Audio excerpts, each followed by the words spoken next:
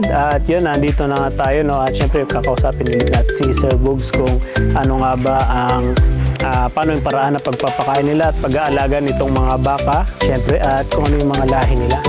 So yun.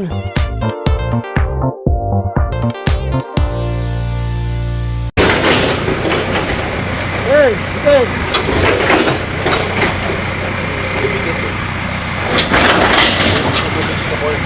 Mas moist kasi sa corn, ano siya. Yun yung reason bakit ano siya, mas dumidikit. Ay, mas matubig siya sa corn, sir. Mas mataas yung ano niya. Yung parang Mas mataas ang dry matter na dry corn. matter. Yun yung advantage ng corn na isa, yung dry matter. In terms of dry matter. Pero ito talaga yun, yung ano niya is malakas siya mag-hold ng water during lalo kaya itong, maganda siya sa summer talaga, sir, no? maganda for summer talaga. Pero sa tag-ulan, Kung sa, imagine nyo, nung summer, ang patubig namin, kung 4 times lang kami nagpatubig nung summer, yung tag-ula, yung 9 times kami nag-ano ng corn para dun sa silage.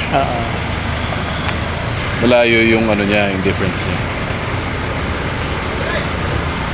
ito yung ano niya, makasaksi din. Yung finish niya. Yan. Yan natin, finish niya. Yan, saksi niya. Kita mo na ano niya, na basag na rin niya yung mga butil. Oo, ngayon. Yan yung kailangan niya para ma-ferment eh. Pero, Ayun, parang yung pinaka-taas niya, sir, no? Yung parang butil niya doon. Okay. Yun yung kailangan mabasag. pero ano naman, dumating dito si Dr. Arnel Del Barrio, yung dating chief ng PCC, tapos isa siya sa mga top ruminant nutritionist dito sa Pilipinas. Sabi niya na itong sorghum, sa stocks pa lang, kaya na niyang mag-sustain ng tamang fermentation. Kasi mataas yung sugar content niya. Okay. Parang ano din, no? Pag ang tanim mo parang Napier yun, kailangan mo talaga ng supplemental na supplemental sugars para ma-ferment siya ng maayos. Ito yung stocks niya compared sa corn, mas mataas yung sugar content. Mas mataas yung sugar ka. So doon siya lamang. Ayun, mga saksi. Yun palang na ano ng sorghum, no? Yan, mga saksi. At ito naman yung kanilang baler, no? Nagbe-bale ng mga sorghum na kanilang produkto. At dito siya pinaprocess, mga saksi. Kaya pakita natin sa inyo.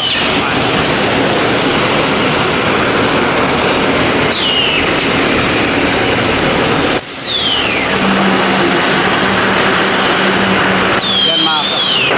Iaangat nyo dyan. Yan.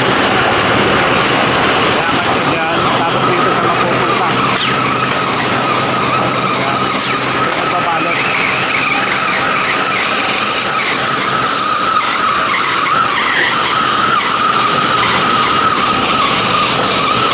Yan, mga saksi.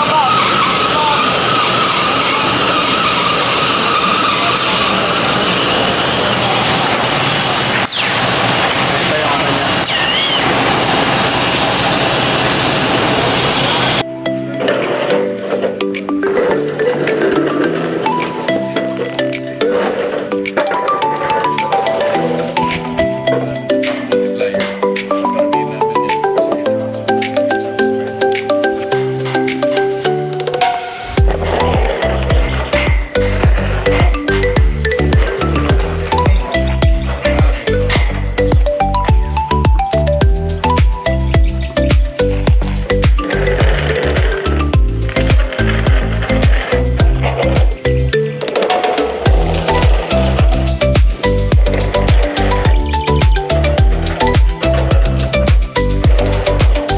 Karamihan, sir, yung mga nakikita sa Switzerland, no?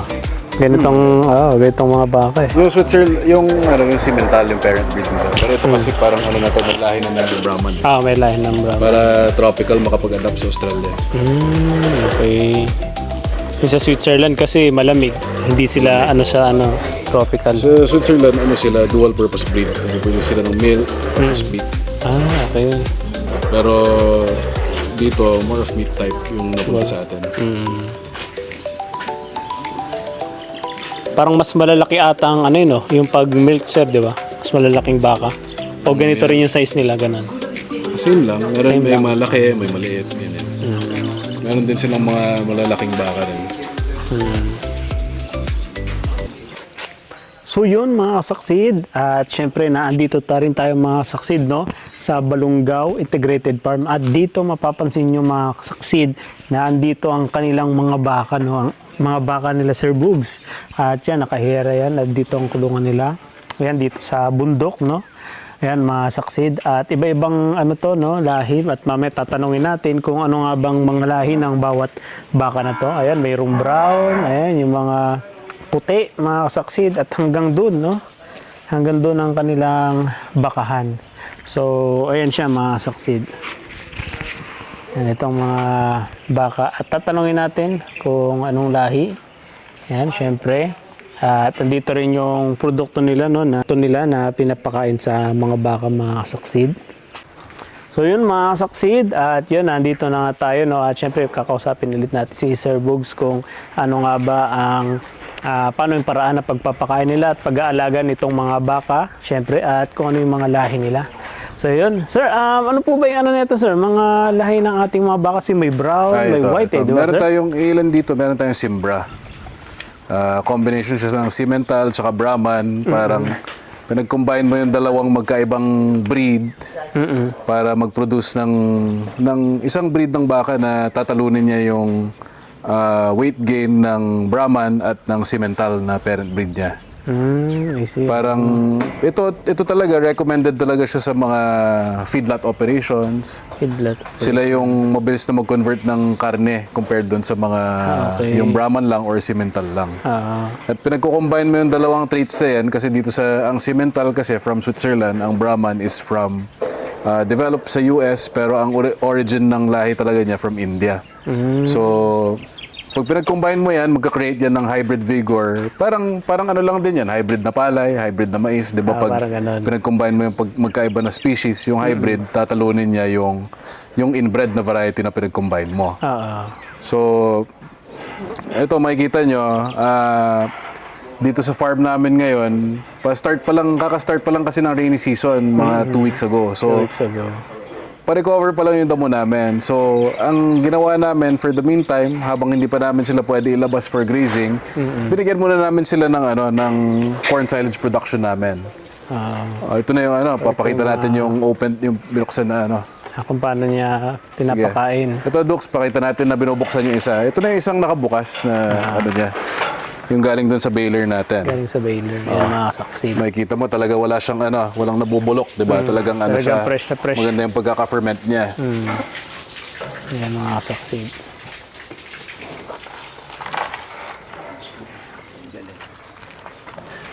Ito, ipapakita pa natin tong isang yung na binubuksan. Sige, Dok, silapit natin dito.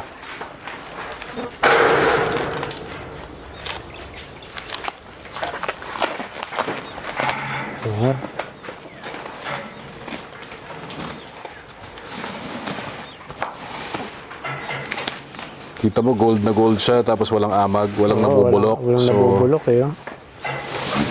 Ayun, no? Ang ganda nung pagkakasil niya. Ang bango, no? Oo, nga, yan. Bango, sir, eh. Alam nyo, pag ganyan, alam nyo, tama yung pagkakaano niya, ferment. Ayan, mga kasaksid. Sige, try natin ipakain pakain natin sa mga baka. Isang gusto nila yung fresh. Mga bagong bukas. Ayan.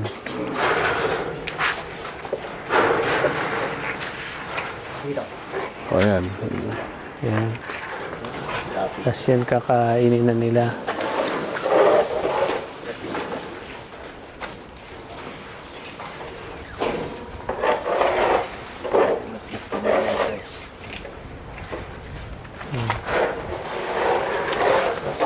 Kita nyo, ang isang maganda rin dyan, kahit naka-experience kami ng drought, dahil ready kami sa food supply namin, ready kami sa nakapag-prepare kami ng food supply nila, hindi sila na bawasan ng body condition.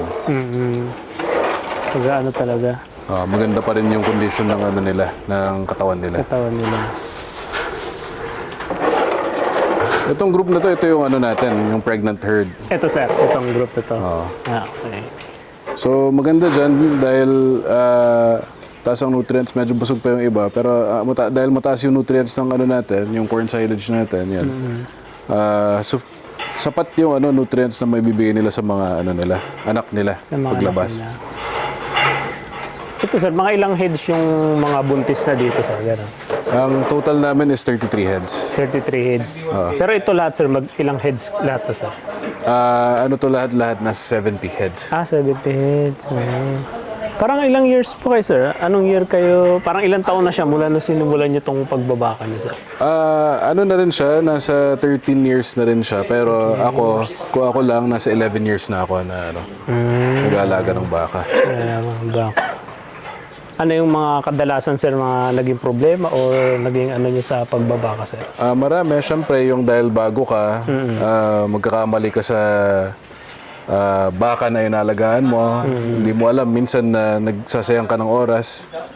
Ang dami mo na nasayang ng oras, mali pala yung genetics na nasa farm mo. Hindi mo napipili ng maayos yung baka dahil wala kang alam.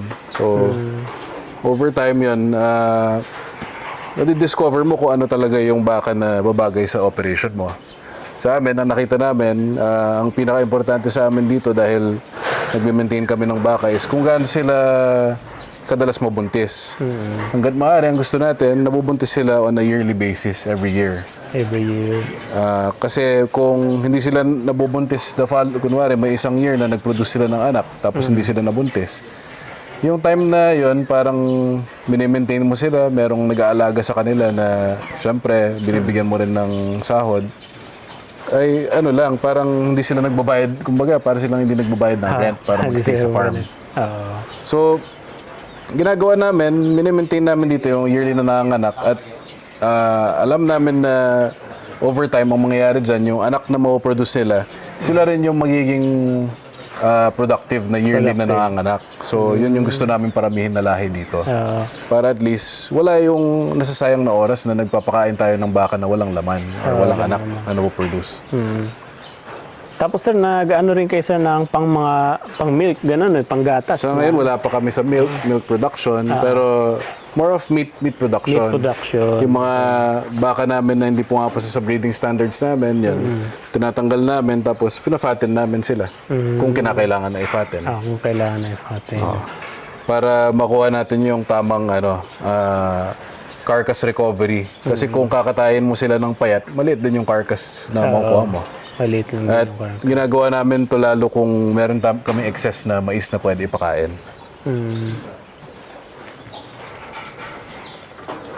Parang pag nagpakain nito sir, nung sorghum talaga nakatipid kayo sa pagkain nila sir. No? Itong na to, corn silage ito. Corn silage. Itong namin. Kasi meron din tayong mga meron din mga farmers sa Balungaw na nagpo-produce din ng corn. So, so may option din sila ibenta sa amin, lalo itong tag-ulan na mahirap mag-dry ng corn. Pero kung sorghum silage, mas makakamura pa lalo. Mas makakamura pa lalo. So yun. Lalo na ngayon sir, di ba, umulan kaya meron mga damo. May mga damo na sa paligid. No? Kaya siya minsan nilalabas na yun sa pag medyo naka-recover na yung pasture namin, pwede na namin sila pakawalan dyan. Tapos, mas makakamura na kami sa sa pagkain nila. Sa pagkain nila. Ito parang ginawa lang namin to kasi kulang nga yung damo dito sa namin, yung pinapastulan. Sir, sa mga nag-aalaga sir ng baka o nagsisimula pa lang magbaka, ano sir yung magandang tips sir na pwede niyong ma-share din po sa kanila sir? Sa mga nag-aalaga ng baka? Lalo na kung gusto nilang magsimula sa business ng pagbabaka, ganyan, pag-aalaga. Okay. Ang my advice dyan is depende kung anong kasi meron yung iba na pwede mag-sustain ng breeding operation. Merong iba na parang more of fattening ang pwede maging strength nila. Kung normally yung breeding operation, mas malaki yung syempre yung capital na kailangan para mag-start ng breeding operation. So, para sa mga beginner madalas, ang mas nire-recommend ko sa kanila, magsimula muna sila sa fattening. Sa fattening. Tapos, unti-unti, kung napalaki na nila yung operation nila, saka na sila mag-breeding. Kasi ang breeding mas matagal mas matagal na process Imagine yearly na production yan Kumbaga ilang years yun bago dumating yung ROI nila sa unlike pag fattening, parang 3.5 times na mas mabilis kasi parang kung 100 days na period na fattening tapos kaya mong gawin yun ng 3 times a year or 7 times in 2 years, ilang beses mo na napaikot yung pera mo compared sa breeding. So, yun yung ano, kung magbe-breeding ka, parang ito yung parang long-term plan mo lang din. Pero kung gusto mo yung parang self-sustaining, pwedeng mag-focus more of sa fattening. Pero before ka mag-fattening, ang pinaka-ina-advise ko muna is mas magandang pag-aralan mo muna yung pag-produce ng forage na ipapakain mo. Kasi maaaring kaya mo alam mo mag-alaga ng baka, alam mo yung basics, pero kung wala ka namang source ng pagkain, useless. Mahirapan din. Oo. Hindi rin maganda. Si Balongaw Integrated Farm, parang ano sir yung pinaka niya, parang advocacy sa ganitong negosyo sir. Ganitong farm. Pag titignan nyo lahat ng mga lahat ng ginagawa namin sa Balongaw Integrated Farm, lahat yan parang connected di ba? Parang ginagawa lang namin, ginagaya lang namin itong kung anong nakikita natin sa nature para maging sustainable siya. Meron tayong livestock na sila yung nagko-consume ng pinoproduce natin na crops, na corn, tapos yung mga byproducts ng rice. Yung nilalabas na dumi ng hayop, yun yung binabalik namin sa soil para i-enrich yung soil.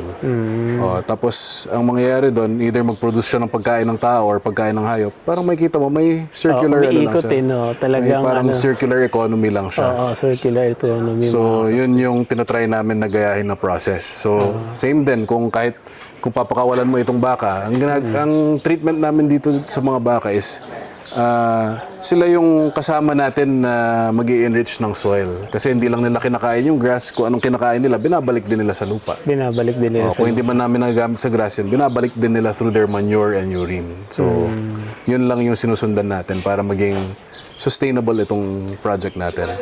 And hindi naman at all times kasi, meron kasing times, syempre lahat yan, merong challenges, merong times na merong times na hindi maganda ang production ng corn, merong times naman na hindi maganda ang performance ng baka. So, at least doon sa multiple enterprises na magko-connect, kung merong isa na hindi na magkaroon ng issue, ng problem, at least merong sasalo na iba.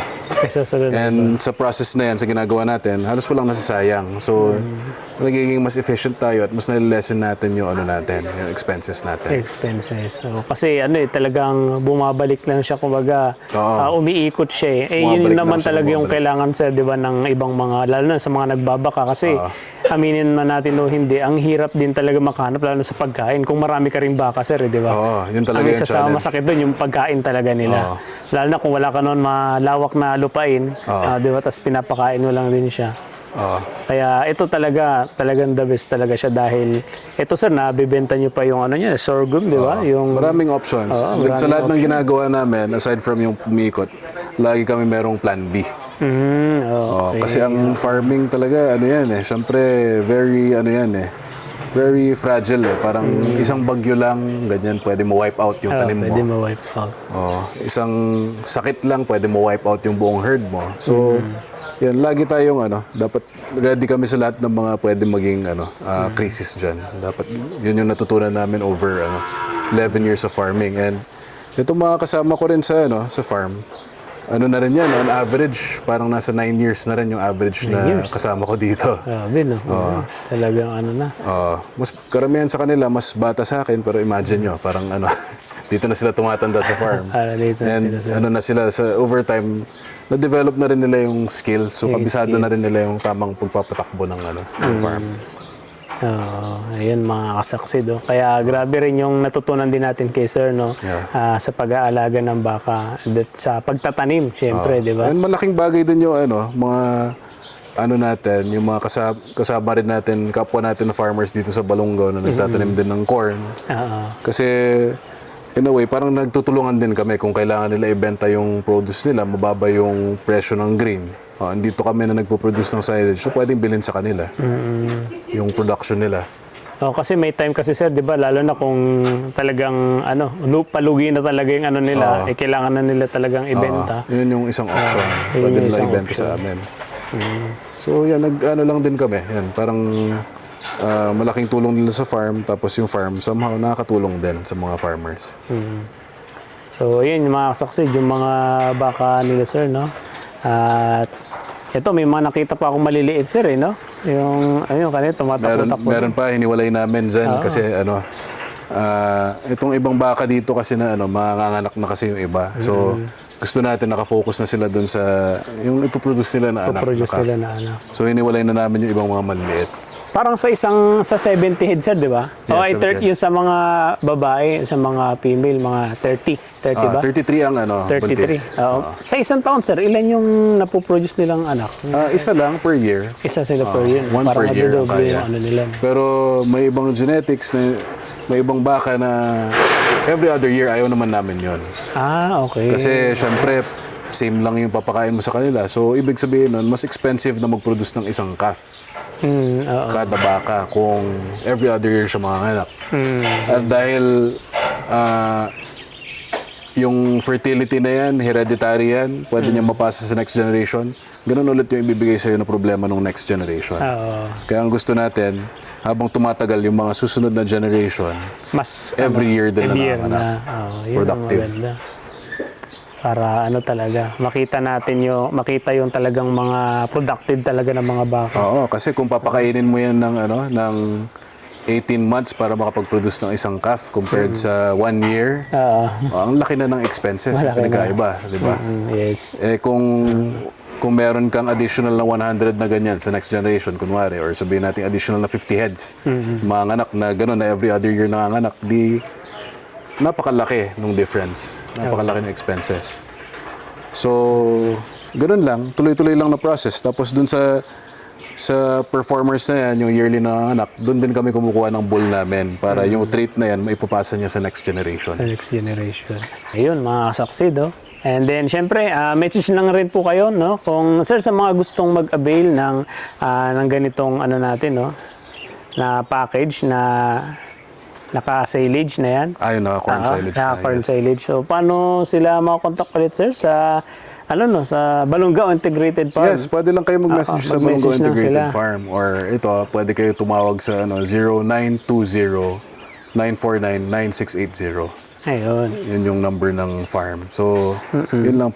Kung meron kayo pangangailangan sa corn silage para sa mga baka, kambing, tupa at kalabaw nyo, yan, meron po tayo yan.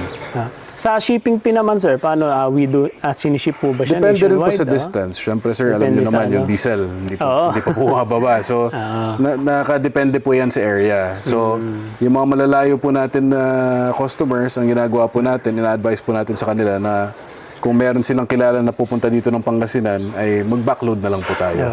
Ayun Para yung mas makamura. Mas makamura. Opo. Ayun, mga saksi. Yun na lang po yung advice namin Tapos sa sa kanila. isang ganyan, sir, ilang days ba siya o buwan bago tumatagal, ma-expire yung niya? As long as siya, nakasara, as long as hindi siya nabubutas, as long as compacted siya, tatagal yan ng years, kaya niya tumagal ng years. Na-try po namin, pinakamatagal na-try namin 6 months. 6 months, grabe. Nilagay namin sa isang pit na hinukay lang namin, tapos tinakpan. Tumagal na yan ng 6 months. 6 months. Ano siya, kailangan ba nakalagay siya sa silong o kahit sa As long as hindi siya napapasukan ng oxygen or ng tubig, kasi tubig daw may oxygen din siya. As long as hindi siya napapasukan ng hangin, safe yan. Safe As long as compacted siya. Okay. Tatagal at tatagal ng years yan. Alam ko sa abroad, yung ibang operations doon, yung stock nila is good for years. Grabe, no? Meron silang malaking machine, tapos nag-harvest sa sobrang daming hectares ng lupa, tapos iimbakin nila yan sa isang lugar, tapos i-flatten ng mga malalaking tractor. Tractor. Ganun lang po yung ginagawa nila, tapos tinatakpan nila. Tapos kung naubusan na sila ng supply ng pagkain dun sa current supply nila, yun na yung papakain nila sa sa feedlot operation nila or fattening. Sa fattening nila. So, yun mga kasaksid. And then, syempre, kung may katanungan po kayo, mag-message lang kayo kay Sir at para mabigyan nila kayo ng idea. So, yun. Maraming salamat, Sir Bugs. Feel free to call us. Tawag lang po kayo. Thank you. Thank you, sir. you.